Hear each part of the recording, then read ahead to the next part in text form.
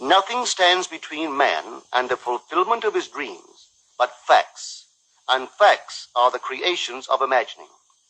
If man changes his imagining, he will change the facts. Man and his past are one continuous structure.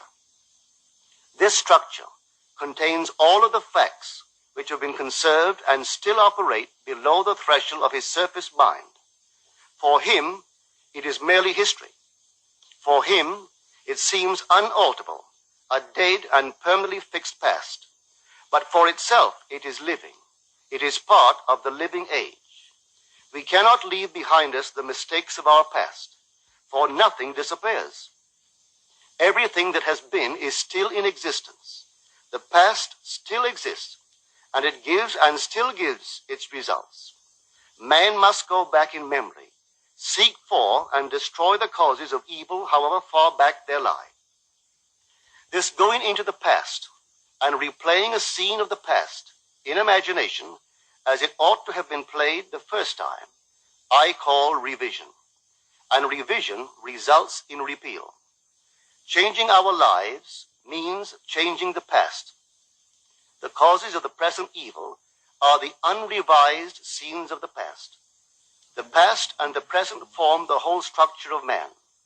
It is carrying all of its contents with it.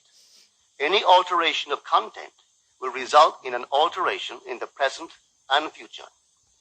Live nobly, so that mind can store a past well worthy of recall. Should you fail to do so, remember, the first act of correction or cure is always revise. If the past is recreated into the present, so will the revised past be recreated into the present. Or else, the promise that though your sins are like scarlet, they shall be as white as snow, is a lie. The question may arise as to how by representing others to ourselves as better than they really were, or mentally rewriting a letter to make it conform to our wish, or by revising the scene of an accident, the interview with the employer, and so on, could change what seems to be the unalterable facts of the past. But remember my claims for imagining. Imagining creates reality. What it makes, it can unmake. It is not only conservative, building a life from images supplied by memory. It is also creatively transformative, altering a theme already in being. The parable of the unjust steward gives the answer to this question. We can alter our world by means of a certain illegal practice, by means of a falsification of the facts, that is, by means of a certain intentional alteration of that which we have experienced. And all this is done in one's own imagination. This is a form of falsehood which not only is not condemned, but is actually approved in the gospel teaching.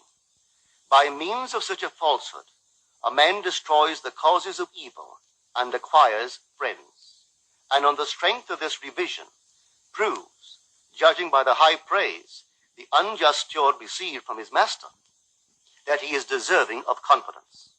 Because imagining creates reality, we can carry revision to the extreme and revise a scene that would be otherwise unforgivable. We learn to distinguish between man, who is all imagination, from those states into which he may enter.